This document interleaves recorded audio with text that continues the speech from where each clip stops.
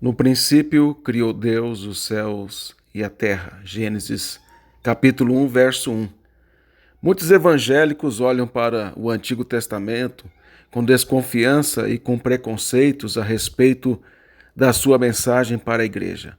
O pensamento que prevalece é que o Antigo Testamento apresentaria um Deus vingativo, irado, que manda matar até crianças, e os crentes desse período eram justos por terem obedecido à lei de Moisés e não porque foram alcançados pela graça.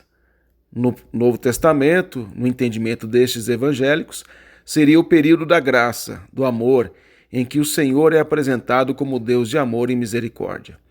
Infelizmente, os que defendem esses pressupostos não param para pensar que estão afirmando que Deus mudou de um período para o outro e que os crentes do Antigo Testamento teriam sido salvos por obras e não pela graça através de Cristo.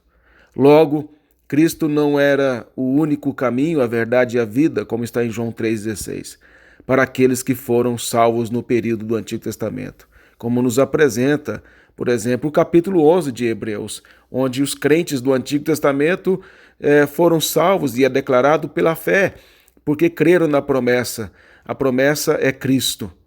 Estes mesmos cristãos que negam estas verdades do Antigo Testamento utilizam partes deste testamento como carregar a arca, derrubar muros de Jericó, derrubar o gigante e assim por diante, com alegorias e aplicações completamente distantes da verdade.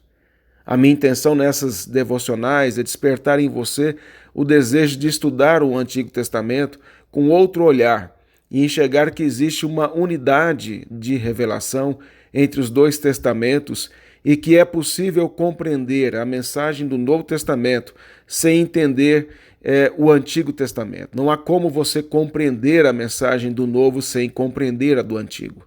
Mostrar a você que Cristo brilha em cada página das Escrituras, de Gênesis a Apocalipse.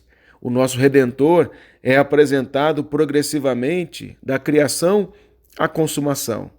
Iremos ler partes do livro de Gênesis com essa perspectiva e, à luz de toda a Escritura, aprender o que estas partes ensinam realmente. Naturalmente, os 2 primeiros capítulos deste maravilhoso livro destacam Deus como Criador dos céus e da terra. Mas o que isso significa realmente?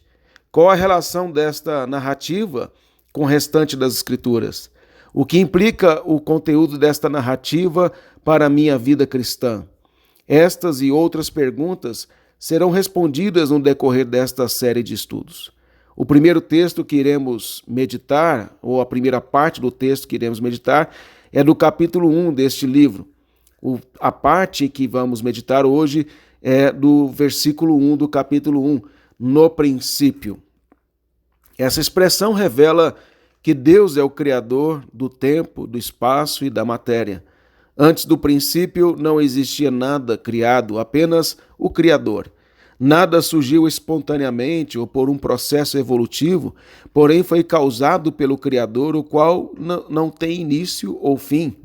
O Criador não foi causado por nada ou por ninguém, ele é o causador primário de todas as coisas.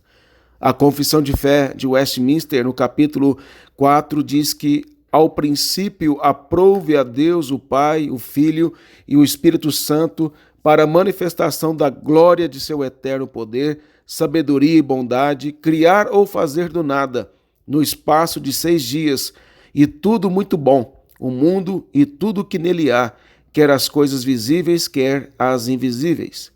Ele não usou uma matéria pré-existente para criar todas as coisas. Caso tivesse feito isso, essa matéria seria divina. Como Paulo afirmou aos atenienses, que nele movemos e existimos, Atos 17, 28, o tempo é para o que foi criado e não para o Criador. Para ele tudo é uma realidade, não tem passado, presente ou futuro. Na mente infinita dele, toda a realidade é contemplada sem etapas, sem sucessões, sem momentos.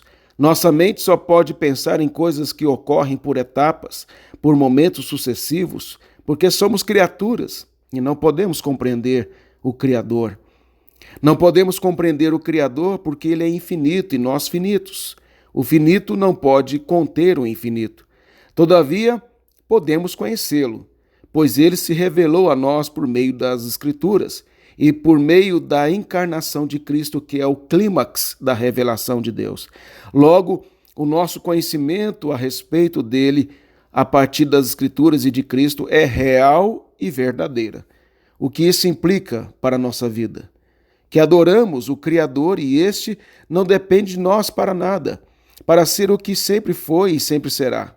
Que tudo o que criou fez para a sua glória e louvor e não louvor, e a nossa existência só encontra significado real na medida em que entendemos que a glória é dele e não nossa.